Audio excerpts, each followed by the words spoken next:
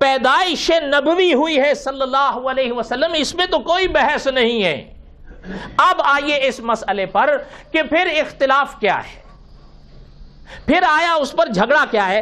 بات یہ ہے کہ ایک ہے پیدائش نبوی ماننا اور دوسرا لفظ ہے پیدائش نبوی کا دن منانا، یہ مسئلہ ہے۔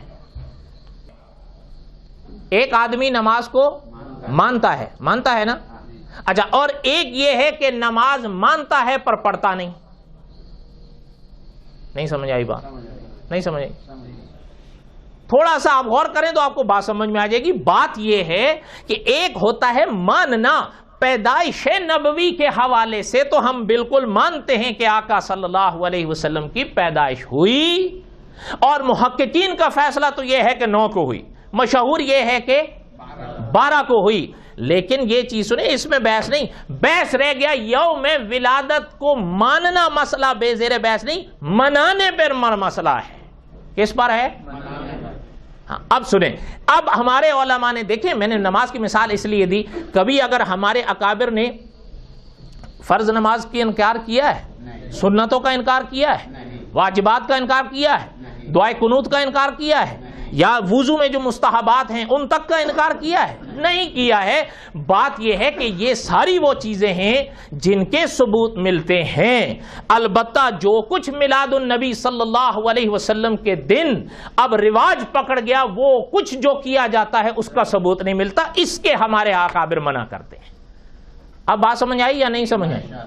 یہ ہے اصل بات۔ اب دیکھیں، ایک چیز تو ہے نا پیدائش نبوی ماننا، اس کے تو کوئی منکر نہیں ہے، ایک ہے یوم پیدائش نبوی منانا، اس پر بات ہے۔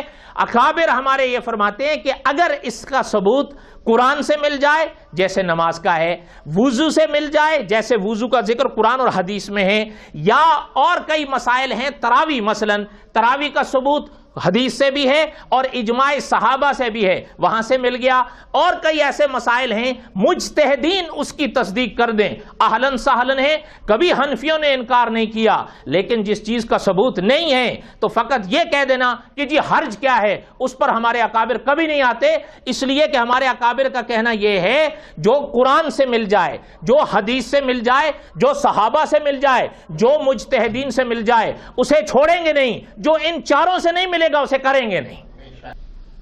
ایک صاحب نے مثال دی ہے، کہتا ہے جی بچوں کا جنم دن جو مناتے ہیں تو یہ منا لیں تو کیا ہے؟ یہ قیاس مع الفارق ہے، اولاً تو یہ حق ہی نہیں، اور پھر قیاس مع الفارق۔ میں آپ سے پوچھتا ہوں، بچوں کا جنم دینا منانا شرعاً جائز ہے؟ سوچ لیں پہلے، دیکھیں سوچ لیں، بچوں کا جنم دن منانا یہ تو نقالی ہے عیسائیوں کی۔ بات وہی ہے جو حضرت حذیفہ رضی اللہ تعالی نے فرمائی تھی کہ وہ کام جو صحابہ نے نہیں کیے ان کاموں سے کبھی خدا کو راضی کرنے کی کوشش نہیں کرو۔ حضرت علی رضی اللہ تعالیٰ کا واقعہ آپ پڑھیں، ایک صاحب کو نماز پڑھتے حضرت علی نے دیکھا عیدگاہ میں، حضرت علی نے فرمایا خدا کی قسم ہے تجھے یہ نماز دوزخ لے جائے گی۔ وہ کہنے لگا حضرت نماز اور دوزخ؟ فرمایا اس موقع پر جو تو پڑھ رہا ہے اللہ کے رسول نے نہیں پڑھی صلی اللہ علیہ وسلم۔ صحابہ سے بڑھ کر عشق رسول کون ہوگا؟ صحابہ سے بڑھ کر متبع سنت کون ہوگا؟ ہم کہتے ہیں صحابہ سے آج دکھا دو، اہلاً سہلاً نہیں ہیں اور یقیناً نہیں ہیں، تو پھر ہم وہ نہیں کر سکتے جو نہ اللہ کے رسول سے ثابت، نہ صحابہ سے ثابت، نہ ہی ائمہ مجتہدین سے ثابت۔